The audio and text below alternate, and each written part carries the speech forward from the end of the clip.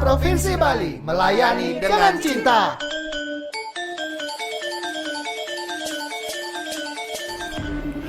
Baik sahabat bahasa, kita bertemu lagi dalam program Subasita, Suara Bahasa dan Sastra untuk kita. Bersama saya Nyoman Sukrisna, dan untuk kali ini Subasita disiarkan melalui ruang rapat Ganesha Balai Bahasa Provinsi Bali. Untuk Subasita kali ini kita akan membahas berkenaan dengan lomba yang diselenggarakan hari ini yang bertepatan dengan kegiatan Festival Tunas Basa Ibu. Dari sekian rangkaian lomba, hari ini lomba yang diadakan yaitu lomba foto. Kalau dalam bahasa Bali disebut mempotrekan atau potrekan. Nah, yang sudah hadir di Balai Bahasa, salah satu dewan juri dari lomba ini adalah Bapak Inyoman Agus Suarya Putra, SSN, MSN. Betul Pak Man ya? Betul. Pak Man, apa kabar Pak Man? Baik. Ya. Setelah menilai tadi, menilai dari pukul 9, sekarang sudah pukul 12 lebih. Capeknya terasa? 3 jam ya. 3 jam. Lumayan cukup crowded tadi penilaian. Padahal di bayangan saya mungkin cuma 1 jam kan, melihat foto di bayangan saya begitu, ternyata langsung evaluasi Pak Man ya. Iya betul. Ya, itu memang akan menjadi masukan yang sangat bagus untuk peserta dan calon peserta yang mungkin nanti ada kegiatan yang sama gitu Pak Man ya. Pak Man, kesibukannya untuk saat ini apa saja Pak? Saya jadi dosen di sebuah kampus dan juga sebagai wakil rektor bidang sarana prasarana SDM di sebuah kampus di Panjer. Di kampus di Panjer dan juga di kampus Instiki. Ya. Kampusnya memang berhubungan dengan teknologi ya. Iya. Sesuai lah. Ya, baik Pak Man, kembali ke lomba yang dilaksanakan oleh Balai Bahasa berkenaan dengan revitalisasi bahasa. Kemudian muaranya adalah Festival Tunas Basa Ibu. Dari rangkaian lomba, salah satunya itu adalah judul lombanya apa? Potrekan atau mau potrekan? Potrekan dengan topik Danukerti. Dengan topik Danukerti sesuai dengan tema provinsi ya? Iya, betul. Sesuai dengan visi misinya yang terkait dengan Satkerti Loka Bali, salah satunya adalah Danukerti. Ya, oke. Baik. Kalau menurut Pak Man, dengan diadakannya lomba ini untuk mendukung revitalisasi bahasa Bali itu bagaimana Pak? Sangat baik, karena secara umum kita di dalam bahasa Bali ini kita tidak hanya berbicara pada gambar saja, tapi bagaimana gambar itu diilustrasikan, kemudian ditambahkan dengan teks yang memperjelas ilustrasi. Nah, ketika teks ini memperjelas ilustrasi, di sanalah kesempatan untuk meningkatkan kualitas dari tataran bahasa Bali yang baik dan benar, kemudian memperkenalkan budaya bersama bahasanya, sehingga bahasa Bali itu tidak lambat laun menjadi punah, tapi tetap ajeg dan lestari seperti visinya Gubernur Bali. Iya betul. Seperti itu. Nah, untuk sahabat bahasa ketahui, ini lomba foto, tapi juga dengan takarirnya gitu kan namanya, dengan penjelasannya itu yang captionnya itu ya. Yang dilombakan adalah foto dan si captionnya itu. Betul. Begitu ya Pak Man ya. Kalau melihat lagi dari peserta-peserta yang masuk tadi, sudah disampaikan bahwa tema yang diangkat pada tahun ini dalam lomba ini adalah Danukerti itu. Kalau dari foto yang mereka tampilkan, mereka ikutkan dalam lomba ini sudah sesuai tidak Pak? Apakah ada yang keluar dari itu? Iya. Nah, dari keseluruhan foto yang ada, yang kami terima, sebenarnya konsep Danukerti itu adalah konsep memuliakan air. Air sebagai sumber kehidupan, kemudian air sebagai bagian dari upakara atau upacara, air sebagai bagian dari kehidupan manusia. Jadi hal unsur yang ada, yang kami utamakan atau yang kami pilih adalah adanya air dalam sebuah ilustrasi. Ilustrasi itu bercerita tentang airkah atau tidak. Yang secara otomatis karena tematik kali ini adalah Danukerti, berarti kita melihatnya ada unsur air nggak di sana. Gitu. Ada air tidak di fotonya, itu yang pertama begitu ya? Iya, ada air.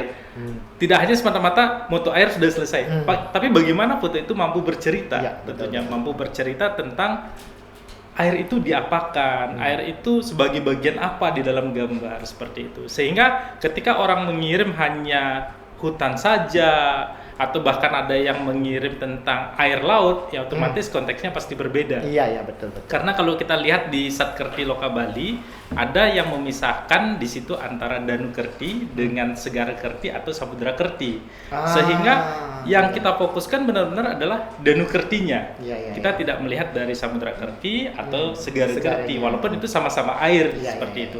Tetapi yang dimaksud di dalam kontekstual ini adalah Danu Kerti sebagai pemuliaan terhadap air, sumber air di darat. Kalau kita bisa sampaikan di sini air tawar seperti itu, yang berada di darat yang kita muliakan sebagai sumber kehidupan bagi seluruh manusia, seperti itu. Itu yang menjadi pertimbangan-pertimbangan di dalam potrekan kali ini, seperti itu. Ada tidak ya tadi peserta itu yang keluar dari jalur itu? Ada tentunya. Jadi ada beberapa foto yang kita lihat ya tidak sesuai dengan tema yang disampaikan. Jadi ada yang memotret pantai, ada yang memotret hutan, ada yang memotret sampah, tetapi tidak ada kontekstualnya terkait dengan air itu sendiri. Sehingga karena tidak sesuai dengan tematiknya, jadinya gambar itu akhirnya didis. Iya, betul. Karena memang sudah diberitahu juga dari awal ya, sudah ada frame-nya, sudah ada batasannya bahwa ini adalah Danu Kerti begitu ya. Tapi kalau memang keluar dari itu ya masalahnya di mereka kan begitu ya, jadinya bisa dikatakan tidak bisa dinilai istilahnya. Iya. Betul. Nah, kemudian kalau kita lihat dari tadi kan satu masalah adalah keluar dari tema. Nah, masalah-masalah yang Pak Nyoman temukan tadi seperti apa lagi selain dari tema tadi? Masalah berikutnya adalah teknik pengambilan gambar. Teknik pengambilan gambar di mana yang pertama itu adalah gambar fokus nih. Fokus jelas seperti itu. Nah, fokus dan jelas ini akan terlihat di mana gambar itu tidak blur. Jelas mana depan, mana belakang, mana yang difokuskan, mana hanya sebagai latar gitu ya, Pak ya. Seperti itu. Kemudian komposisi dan lain sebagainya menjadi pertimbangan-pertimbangan untuk kita nilai. Nah, hal yang pertama yang pastinya adalah fokus. Kalau gambar blur nggak mungkin kita bisa nilai ya, karena tidak akan bisa bercerita. Nah, tadi beberapa gambar ada yang sedikit misfokus, artinya tidak fokus, artinya tidak tajam gambarnya, sehingga mengurangi dari kualitas gambar itu sendiri. Seperti itu. Itu yang menjadi pertimbangan utamanya.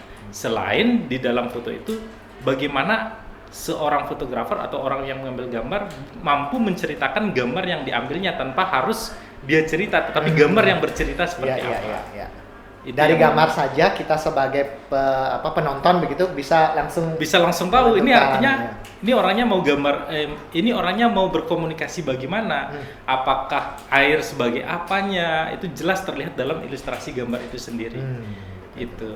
Baik. Itu yang. Nah, kalau saya boleh bertanya dari sisi penilaian, proses menilai gambar-gambar tadi itu seperti apa sih? Apa yang dilakukan oleh juri pertama, berikutnya apa dan seterusnya itu gimana Pak?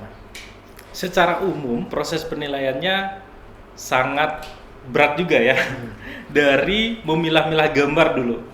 Jadi bagaimana sih Dewan Juri menilai foto sebenarnya? Jadi Dewan Juri secara umum tidak menilai langsung ke angka, tetapi menilai dari kontekstualnya. Jadi misalnya seperti ini. Yang pertama adalah Dewan Juri memisahkan dulu, karena ada gambar yang pemandangan alam, ada gambar model, ada gambar kreasi. Kita pisahkan dulu. Tujuannya kita memisahkan sebenarnya adalah biar adil. Kalau foto model ya disandingkan dengan foto model ya dilombakan. Foto alam disandingkan dengan foto alam ya dilombakan, karena idenya berbeda pasti. Seorang fotografer kadang-kadang saya ingin idenya landscape, ya sudah landscape dulu diperlombakan. Ketika landscape, ketika pemandangan yang ingin disampaikan, tidak mungkin kita lombakan dulu dengan yang model. Dia harus berhadapan dengan sesama landscape. Model sesama model, kreasi sesama kreasi. Nah, kenapa yang satu ini berbeda, kreasi yang berbeda, dia tidak dibuat-buat. Artinya benar-benar natural ya, kita fokuskan di dalam lomba bersama yang natural-natural. Yang dibuat, misalnya fotonya, kreasinya itu dibuat atau modelnya dibuat-buat, ya kita lombakan dengan yang dibuat-buat seperti itu. Yang pemandangan, yang alam, ya kita lombakan yang alam. Nah, kemudian kita pilah nih. Pertama kita nilai dari yang pemandangan dulu. Jadi yang pemandangan ada kira-kira sekitar 8 foto. Itu kita harus benar-benar pilah menjadi 3 foto. yang akan ikut tahapan berikutnya. Hmm. Nah, dari 8 foto itu kita lihat kelemahan dan kelebihannya, tekniknya seperti apa, kemudian ilustrasi yang ditampilkan, kebenaran ilustrasinya seperti apa, itu yang membuat mereka bisa lolos ke babak berikutnya.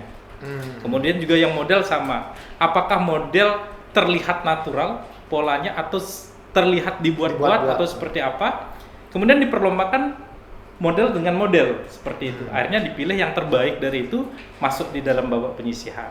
Begitupun kreasi, ini ide yang di luar alam dan model, tapi bersifat natural dia.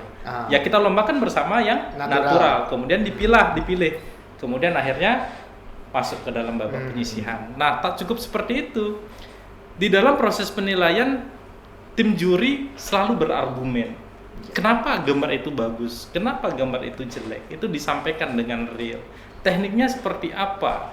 Warnanya seperti apa? Juga disampaikan secara real. Sehingga peserta paham kenapa sih fotonya bisa tidak masuk nominasi atau masuk nominasi karena apa? Jelas akhirnya karena ada argumen.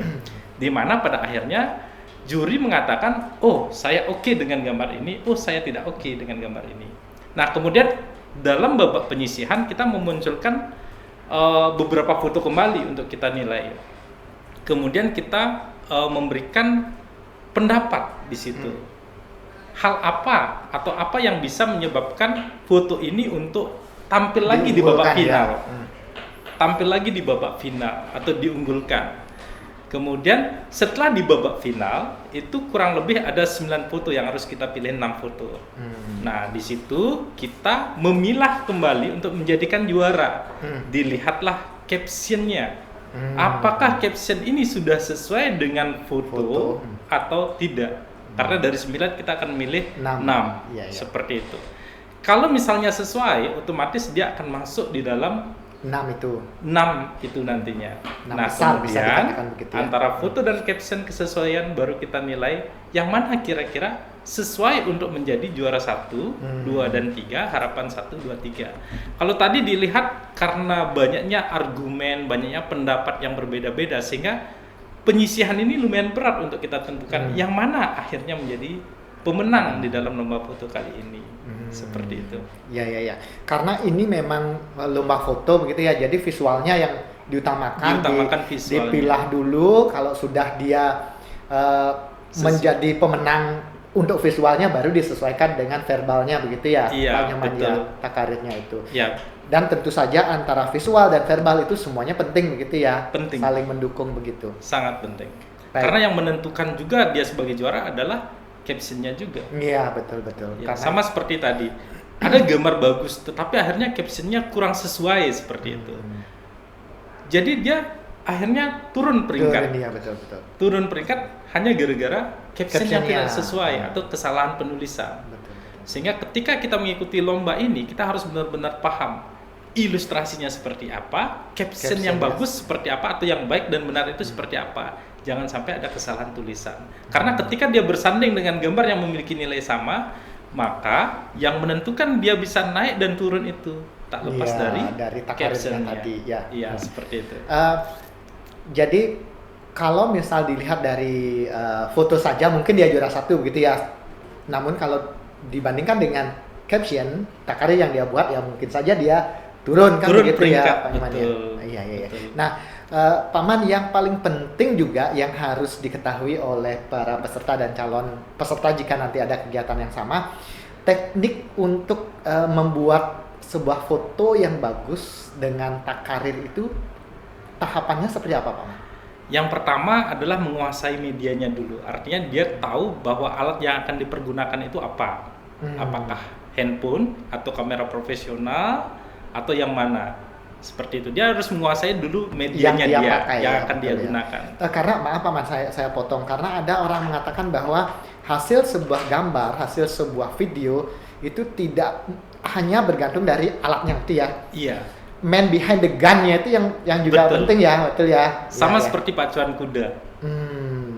Bagaimanapun bagusnya kuda itu, tapi penunggangnya tidak baik atau tidak bagus, kuda itu tidak akan menjadi juara. Betul.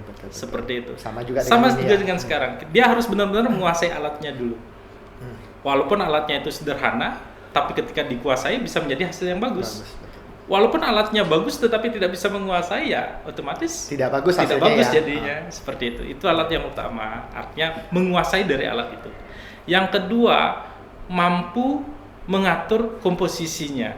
Apakah dia memilih untuk potret kalau ingin mengesankan tinggi, atau memilih landscape kalau ingin mengesankan lebar.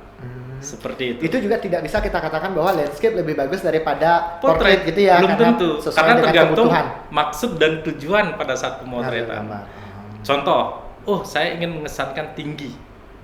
Saya ingin mengesankan benar-benar ada vertikal misalnya. Maka kita lebih memilih potret. Yang portrait, ya. Saya ingin mengesankan suasana yang luas. Contohnya landscape alam, Iya, seperti pemandangan itu. yang garisnya ke samping begitu ya. Maka lebih baik landscape karena nuansanya pasti melebar. Nah, jadi kebutuhan potret dan landscape tergantung pada tujuan yang ingin dicapai. gambar itu. Kemudian bisa membedakan daerah ketajaman yang disebut dengan depth of field. Mana apakah blur fokus blur atau fokus semuanya, seperti itu benar-benar bisa mau dibedakan. Jadi yang difokusin mana, yang diblurin mana, atau semua apakah mau fokus atau ada permainan fokus blur. Nah, seperti itu harus dipahami, itu disebut dengan istilah depth of field. Kemudian ada mengatur komposisi, mana yang tampak depan, mana sebagai latar depan maupun latar belakang. Itu disebut dengan foreground dan background. Nah, ada juga istilah aturan sepertiga. Jadi membagi layar, mana layar estetik, mana layar penunjang estetik. Nah, seperti itu disebut dengan aturan sepertiga dan banyak lagi. Nah, hal-hal itu adalah sebuah bagian atau garis besar sebagai fotografer ketika ingin menyampaikan sebuah gambar pada audiensnya. Seperti itu. Nah, Pak Nyoman tadi berbicara tentang fokus. Saya pernah membaca atau gimana ya, yang pemahaman saya itu kan kalau kita membuat foto, fokusnya yang 1/3 yang sepertiga ada di posisi mana, itu sebenarnya tidak berpengaruh ya Pak Man ya. Sebenarnya si fokus, misalnya ada objek itu mau ditaruh di tengah atau dia ditaruh di sepertiga pinggir, itu sebenarnya tidak berpengaruh atau harus seperti itu? Sebenarnya aturan sepertiga itu adalah membagi layar menjadi 3 poin. 3 sisi secara vertikal, 3 sisi secara horizontal, sehingga dia disebut dengan aturan sepertiga. Nah, di dalam aturan itu sebenarnya kita ingin menempatkan atau mengkomposisikan objek itu ada di mana. Terdiri dari 2 unsur. 1 sebagai objek, 2 sebagai pembentuk estetikanya. Seperti itu. Jadi aturannya seperti itu. Nah, contoh aja begini. Ketika kita ingin mempergunakan aturan sepertiga ini untuk memotret landscape, itu kita bagi di landscape itu secara horizontal, jadi 3 bagian. Biasanya di kamera itu grid line-nya bisa dimunculkan ya, muncul namanya. Dan terlihat. Nah, sebenarnya di situ kita ingin mengkomposisikan, kita lihat area estetikanya apa. Apakah area estetikanya laut kah atau langit kah? Kalau kita taruh di tengah-tengah boleh, tapi unsur kesannya akan monoton. Kita harus berpikir area estetiknya yang mana ingin diinformasikan. Yang bagus misalnya awannya yang bagus, airnya biasa. Tetapi ada objek sekarang nelayan, kita tempatkan di area mana? Di area estetik itu. Sehingga gambar itu bisa bercerita. Jadi ada 1 objek, 2 estetik gitu jadinya. Ketika lebih banyak estetik pada suatu frame, di sanalah unsur keindahan akan muncul. Tetapi estetik itu tidak hanya cukup, tapi mampu bercerita, itu akan lebih menarik lagi. Seperti itu. Iya. Nah, yang terakhir, kan ambil gambar dulu, kemudian edit. Nah, kalau menurut Pak Man, seberapa penting sih editing dalam sebuah karya foto? Kalau karya video kan pasti sangat penting. Kalau dalam karya foto, seberapa penting editing itu sebenarnya? Oke, dulu ketika saya menjadi seorang wartawan, mungkin saya berpikir foto itu tidak perlu diedit ketika itu, karena ketika harus memotret langsung diupload, langsung ada news beritanya seperti apa. Karena kejar tayang gitu ya. Kejar tayang. Kontekstualnya kita lihat apakah itu arts atau dokumentasi atau apa, kan seperti itu, atau untuk kebutuhan news dan lain sebagainya yang ingin cepat seperti itu. Secara umum semua sah-sah saja. Foto diedit bagus, oke. Foto tidak diedit tapi bagus juga oke. Tidak masalah. Nah, untuk penilaian ini semakin natural sebenarnya semakin bagus. Semakin natural semakin bagus. Artinya ketika dia benar-benar diambil dan tidak diedit, benar-benar real seperti itu, itulah yang menjadi fotografi yang sebenarnya. Ketika kita memunculkan edit, ini sesuai dengan kehidupan global kita di era modern yang sekarang, di mana manusia memang tidak dipisahkan sama teknologi, dan otomatis untuk mencapai keindahan manusia mengeditnya di dalam komputer. Nah, sekarang kontekstualnya adalah editnya sejauh mana. Jangan sampai mengedit itu melebihi dari kadar edit yang seharusnya. Contoh, daun yang sebenarnya warna hijau ketika diedit dia jadi hitam. Berarti itu misinformasi jadinya. Ketika orang datang melihat realnya, loh kan di gambar hitam. Gambar di hitam, tapi realnya hijau, seperti itu. Nah, kita sesuaikan berdasarkan kebutuhan editing. Kalau untuk perlombaan biasanya hanya standar edit. Standar edit hanya sebatas kontras, level, seperti itu saja. Intinya tidak mengubah informasi dari dari foto yang ingin ditampilkan, seperti itu. Karena itu sangat penting. Seperti itu. Sekarang Pak Man, kan sedang gencar-gencarnya media sosial yang menampilkan foto. Kalau saya kembali ke ini yang pemahaman saya yang saya ikuti. Kalau dulu yang saya gunakan itu Facebook itu lebih mengutamakan tulisan bukan foto, begitu ya Pak Man. Kemudian muncul Instagram itu kan foto sebenarnya ya. Caption takarinya itu sebagai pendukung. Kemudian ada lagi aplikasi-aplikasi lain, platform lain yang fokusnya memang ke foto begitu ya. Dan kalau sekarang kita kembali ke Facebook, sudah berubah lagi foto. Saya pun kalau membuat postingan di Facebook itu pasti ada fotonya gitu. Kalau Pak Man melihat sekarang ini dunia fotografi itu seperti apa, Pak? Fotografi ini sekarang sangat luas kebutuhannya. Mungkin kalau dulu orang berpikir foto itu hanya untuk memenuhi kebutuhan diri kita sendiri, artinya unsur-unsur seni yang terobati di diri kita sendiri. Sama aja dulu dengan seni rupa, artinya ketika ingin melukis ya untuk kepuasan sendiri. Tapi di zaman yang sekarang itu foto ini sangat diperlukan oleh semua sistem yang ada di dunia. Untuk beriklan, kemudian untuk arts, atau hanya untuk hobi saja, seperti itu. Jadi ketika kita belajar foto, itu sebenarnya hal yang terkecil adalah kita mampu mempromosikan diri kita sendiri, memperkenalkan diri kita sendiri seperti apa. Itu tujuan awal utamanya dari foto ini. Self brandingnya dari saya. Branding sendiri. Jadi udah dikenal nih orangnya siapa, cantik, cakep, seperti itu. Kemudian kebutuhan berikutnya, foto untuk beriklan, motret makanan nih. Ingin menjual makanan tanpa foto? Juga tidak menarik. Foto pasti diperlukan. Kemudian yang sekarang juga di jejaring sosial kita lihat berita-berita juga pasti ada fotonya, pasti ada ilustrasinya, gitu. Misalnya ada kemacetan, kalau nggak ada fotonya hanya berita aja juga tidak akan tahu bagaimana situasi kemacetan itu, seperti itu. Karena yang dilihat pertama itu pasti fotonya dulu ya. Fotonya, karena foto yang harus berbicara pertama. Kalau hal seperti itu. Oke, Pak Man, sepertinya sudah banyak yang kita bicarakan. Mungkin ada hal yang mau disampaikan lagi? Kalau saya rasanya sudah cukup ya. Dari tadi saya sudah menyimak dari bagaimana penjurian, tapi harapan saya ke depannya adalah guru-guru mampu atau bisa mendidik anaknya di dalam berkreasi, bisa mengarahkan bagaimana foto atau gambar itu bisa bercerita untuk dinikmati oleh orang banyak, seperti itu. Jadi unsur utama di dalam sebuah gambar adalah tak lepas dari unsur komunikasi visualnya, seperti itu. Ya, baik Pak Nyoman, sudah cukup, sudah banyak yang disampaikan. Terima kasih sekali lagi sudah mau berbagi, dan mungkin pada kesempatan lain kami akan mengundang Pak Nyoman lagi untuk hadir berbicara di Subasita. Dengan senang hati. Sekali lagi terima kasih Pak Terima Nyoman. kasih untuk semua, terima kasih untuk Bali Bahasa dan semua audien.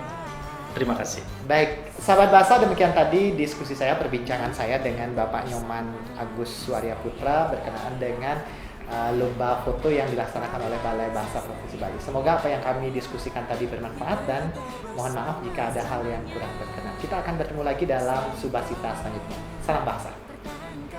Salam bahasa.